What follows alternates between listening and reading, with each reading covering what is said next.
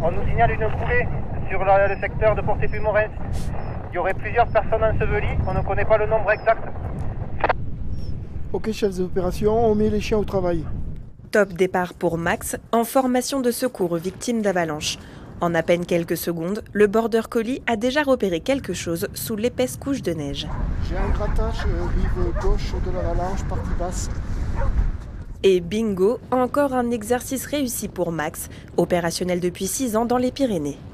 Le chien a 300 fois plus d'odorat que nous. Et donc même à travers du mauvais temps, du vent, les molécules olfactives sortent du manteau neigeux et le chien est formaté pour attraper ces molécules et aller à la source. Un outil toujours indispensable aujourd'hui, très rapide, alors que les secours n'ont en moyenne que 15 minutes pour espérer sauver une victime d'avalanche. Et ce matin, c'est au tour de la jeune Sia d'apprendre les bases du secours.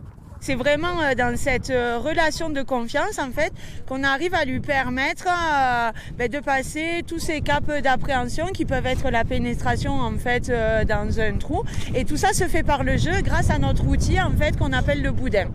Formés à détecter n'importe quelle odeur humaine, les chiens sont souvent les premiers à intervenir sur les avalanches. Ce temps de formation permet donc d'apprendre à se connaître. Sur l'opérationnel, on pourra réagir autrement.